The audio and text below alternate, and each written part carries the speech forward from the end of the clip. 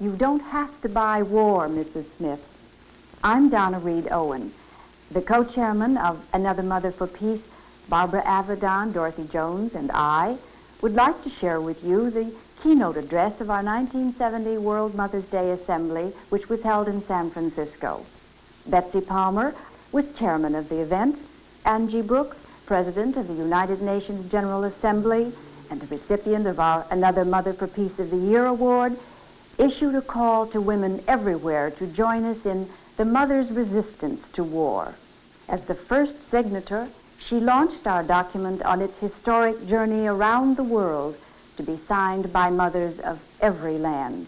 We wish all of you could have been there, and that's why it's my very special pleasure to introduce to you our keynote speaker of that day, Commissioner of Consumer Affairs of New York City, Bess Myerson Grant.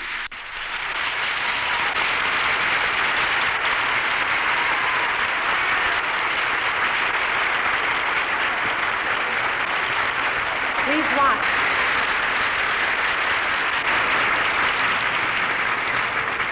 I have a great sense of pride sharing this day with all of you and sharing this dais with the people you face. It's very meaningful to come all the way across our torn and divided country and see so many people whose heads are in the same place as mine.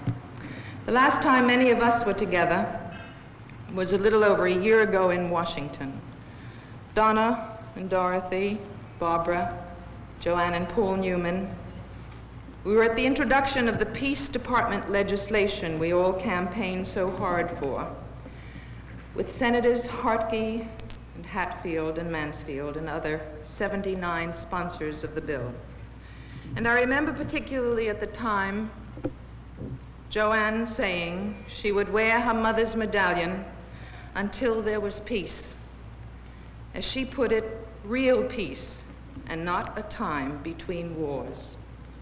Well, there hasn't been peace, but there have been more wars. Instead of one country with whom we are fighting an undeclared war, there are now two. We are now involved in two peacekeeping actions, one in Vietnam and the other in Cambodia.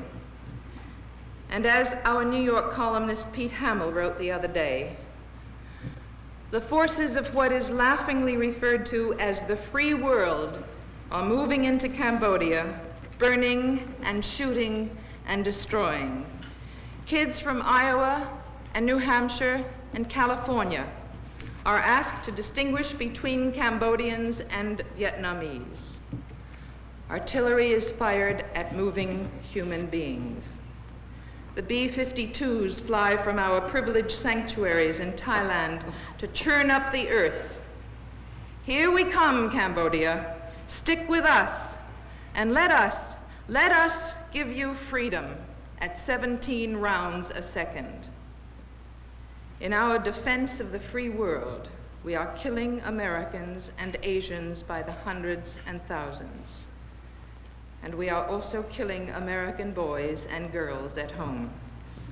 The last tragic four, because they were asserting a legal right, and they were shot by men who overreacted because of our government's shoddy rhetoric.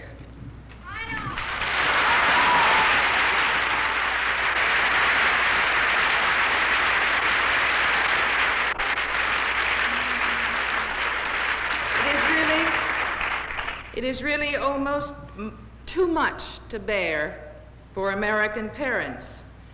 You watch your children grow up, and then you send them away to be killed, and you take your choice, Cambodia or college, Indochina or Orangeburg, Vietnam or Kent State. The President and the Vice President have condemned our children on college campuses for rising up in alarm at the turn of events. Denied the right to vote against the wars they're sent to fight, they grasp at any means available to draw attention to their plight.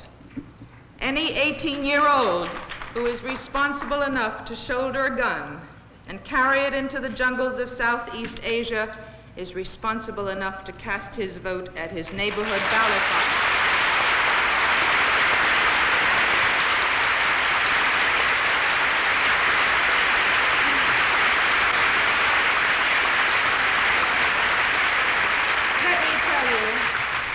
Let me tell you something about Nixon's silent majority, a group he refers to often and leans heavily on for support.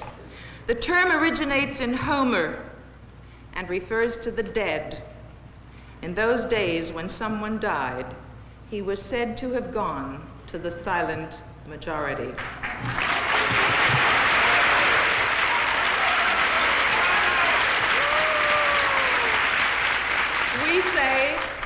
We say that the silent majority is dead. There has been in this country for a long time a silenced majority who were told that loyalty to their country meant loyalty to whatever policy and administration concocted, however disastrous. But after this week's events, the silenced majority is finding its voice. This war is not only responsible for most of our economic ills, this war is tearing us apart as a people. The present governor of California goes on television to say that violence will not be tolerated. What makes him think that we can wreak violence on the people of Vietnam and Cambodia, and that this violence is not going to corrupt the minds of some of our young here at home where it originates?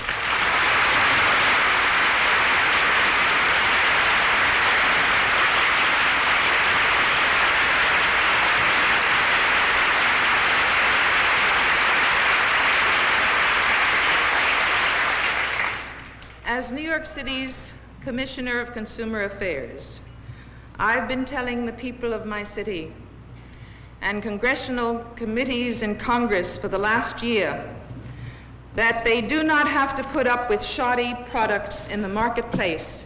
And I feel the same way about shoddy policies.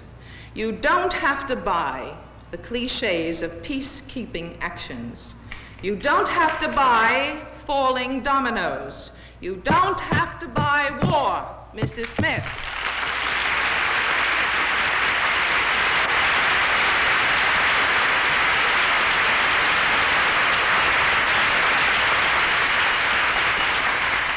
That's really right.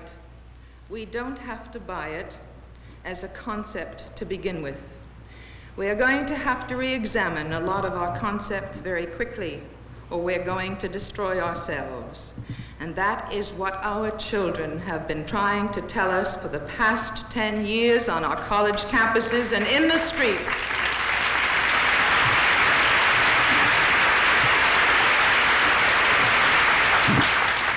John Kennedy once said that we must accept the fact that there is not an American solution to every problem. Our children have been telling us that they won't accept the idea that there's a military solution to every problem. We cannot buy the idea of nuclear war, as Hiroshima made clear in a blinding flash. And we can't buy the concept of so-called limited wars any longer either. We've been fighting a limited war in Indochina for almost 10 years, and we've lost 44,000 sons in it. And now it's become an expanded limited war in Cambodia too. We cannot buy the concept of American advisors sent to solve Asian problems. How old was your son when we first sent advisors to Vietnam? And what have these wars solved? Where is the democracy in Saigon that our sons are dying for? In the hands of Tu and Key, in the jails where they put 35,000 political prisoners, including Zhu, the man who came in second in that open and democratic election, in the newspapers that get closed down when they dare to write the truth, and now Cambodia. All right, so we don't buy war as a concept. It's really worse. We buy it in reality. As taxpayers, we're the biggest consumers of all. And on April 15th, we all sent in our tax dollars.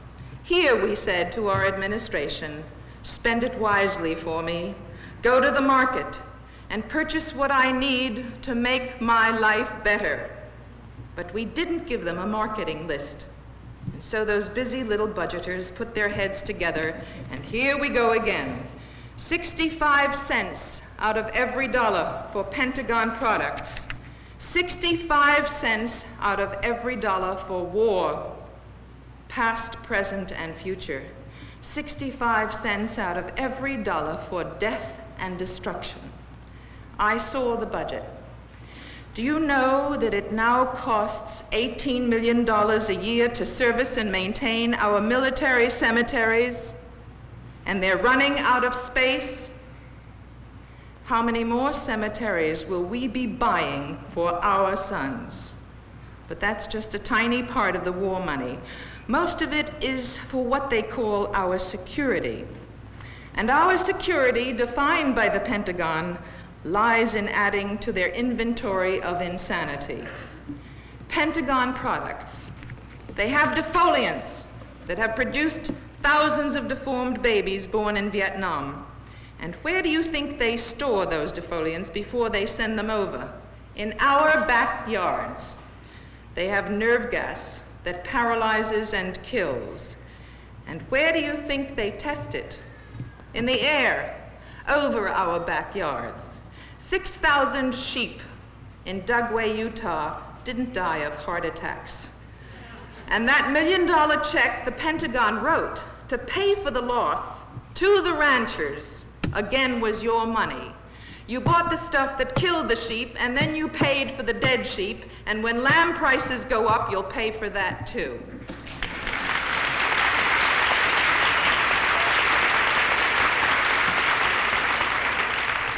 And when Okinawa said, get that nerve gas out of here, and Canada said, don't bring it near here, our Pentagon decided to put it on trains and carry it through our backyards across the country, load it on ships, and dump it in the Atlantic Ocean. But the public said no, and so the Pentagon came up with a new security plan. Bring it into Seattle and take it down to Oregon and store it. Perfectly safe, they said. And then suddenly came a change in orders. Everyone in Western Washington and Oregon out. And where were they going to go? And while Congress authorizes a cut of $28 million in cancer research, we learn that the Pentagon has spent a fortune on botulism toxin. Botulism toxin, 1 ounce of which effectively dispersed could kill every human being in North America. President Nixon told us they would destroy all of the bacteriological materials until the Pentagon explained to him that for security, they need them around to develop the antitoxins. In a period of only 8 years, 1,500 accidents were recorded in the germ warfare laboratories of Fort Detrick, Maryland. Do you know anyone in Maryland? Well, maybe they should get out too. And gas warfare. Why am I telling you in the Bay Area about that? Your sons and daughters got it firsthand at Berkeley when the National Guard tested some gas weapons for riot control which had been used in Vietnam. We bought that gas with our taxes.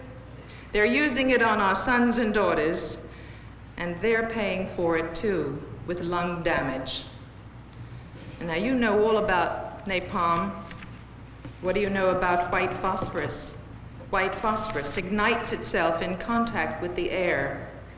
Frank Harvey reported in Air War Vietnam, and I quote, "In the civilian hospital in Can Tho, I saw a man who had a piece of white phosphorus in his flesh.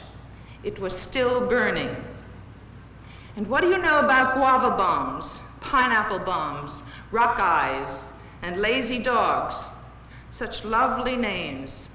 Sometimes Honeywell doesn't make any bones about it. They call one simply and unpoetically anti-personnel fragmentation bomb.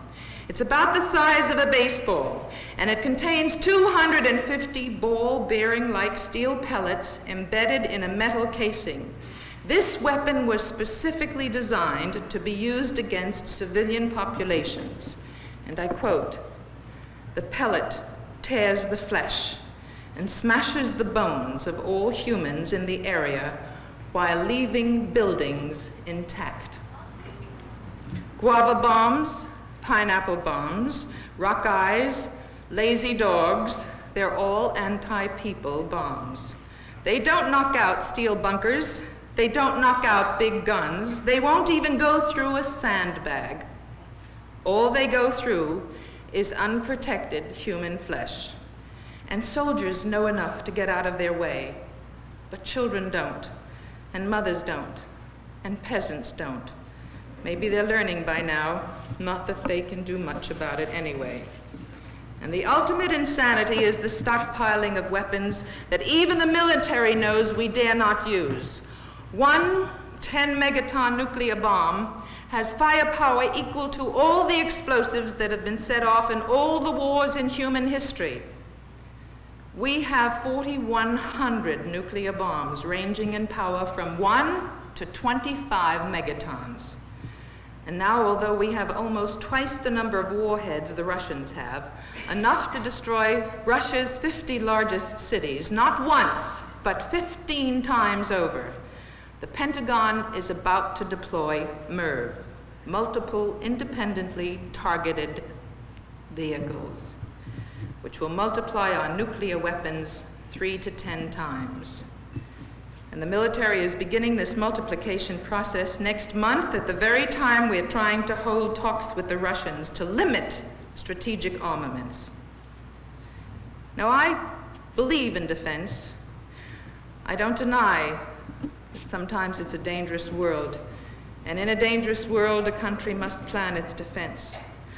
But how many times over do we have to be capable of killing everyone on God's green earth in order to be secure?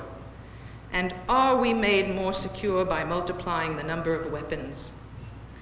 There have been some very close calls. Dr. Ralph Lapp, one of the scientists who developed the atomic bomb, wrote a report of a plane loaded with nuclear warheads which crashed in South Carolina. 4 of the 5 safety catches on the bombs opened. And if the 5th catch had gone too, the entire state would have been wiped out. This was denied by the Pentagon and later confirmed in congressional hearings. Ever hear of a place called Goose Creek? If the Polaris nuclear warheads stockpiled there went off accidentally, they would take all of South Carolina and parts of North Carolina and Georgia. Experts at the Myerson Center for Education and National Security have estimated on the basis of the number of weapons stored in the United States, the miles per year covered in transporting them, the crash rate of weapons carriers, that, and I quote, "the chances are 1 in 100 that a U.S. nuclear weapon will explode accidentally sometime in the next 10 years. This is where nuclear weapons are located and stockpiled within the United States. All those little target points, nuclear weapons stockpiled in our country. This is where chemical and biological warfare weapons are researched, developed, tested, produced, and stored. And when we look at both slides together, this is our security, bombs and botulism. We've heard the sales pitch for years. You know how it goes. Well, where do you want to fight the commies? Do you want to fight them in Union Square or Times Square or maybe Wilshire Boulevard? Well, we've learned something, that while our sons have been sent out to the jungles of the world to fight the enemy is here. The enemy is in Union Square and in Times Square and especially on Wilshire Boulevard. It's smog.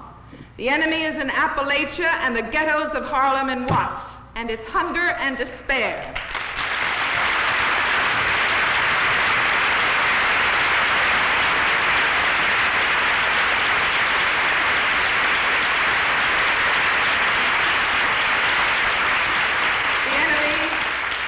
The enemy is polluted water and polluted air, and the enemy is polluted hope. Well, pollution is not healthy for children and other living things. But while we choke in our cities, our money is spent on nerve gas. And poverty is not healthy for children and other living things. But while millions of children go to bed hungry every night, our scientists are working on better biological weapons to destroy crops. Our cities are burning, and we're devoting our national resources to napalm for the straw huts of Indochina. Why? Because there are profits made on Pentagon products.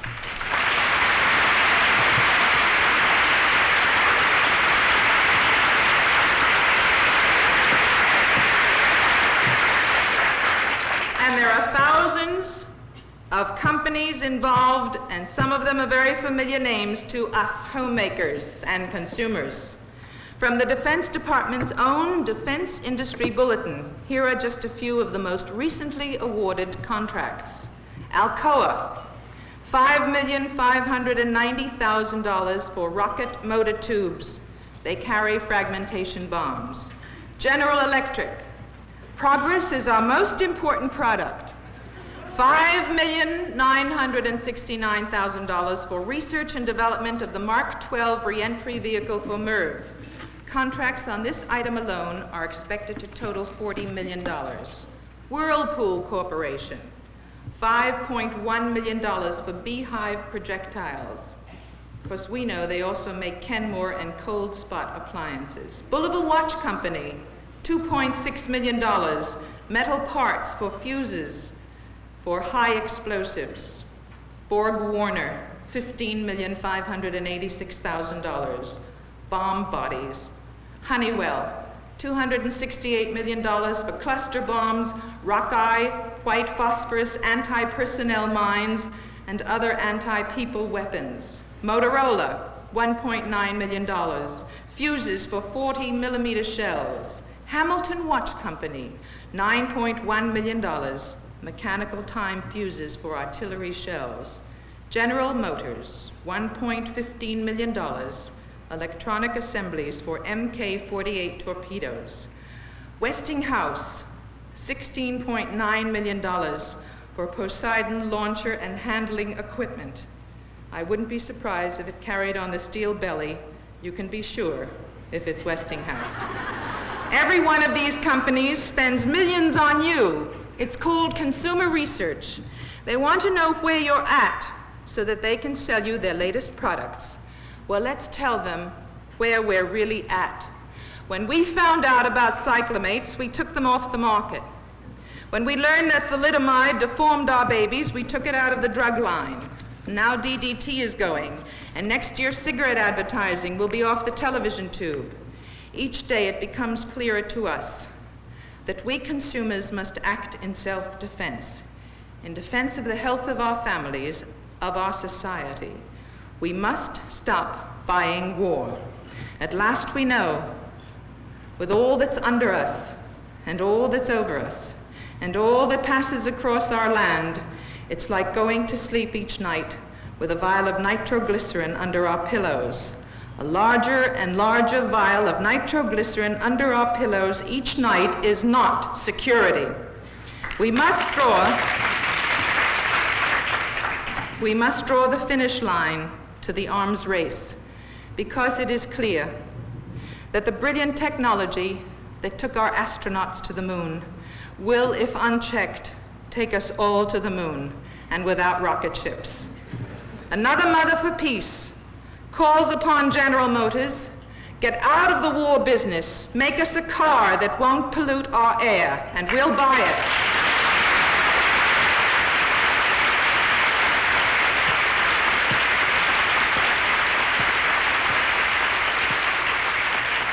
Another Mother for Peace calls on Dow Chemical, get out of the war business, make us a detergent that won't pollute our waters, and we'll buy that. Another Mother for Peace calls on General Electric, get out of the war business, design us cities that are livable. And another Mother for Peace calls upon Whirlpool, get out of the war business, develop new disposable equipment, clean up our landscape. And we call upon Bulliver Watch, we call upon Hamilton Watch to recognize that the time is now. Honeywell, Alcoa, Borg Warner, Reynolds, Zenith, Motorola, RCA, get out of the war business, make us the products that give quality to life, make us proud again of our American know-how, because war profits are without honor in this desperate time. This time of our coming together must not be the culmination of this special effort, but the beginning of a stronger commitment, the beginning of working with each other and with our young to the end of war, to the end of killing, and for peace.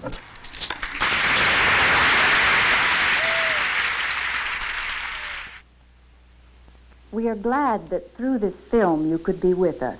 If you would like a reprint of Bess Myerson Grant's speech, or would like to find out what you can do in our democracy to influence our government, to place the priorities of life over the priorities of death, write to us, Another Mother for Peace, Beverly Hills, California.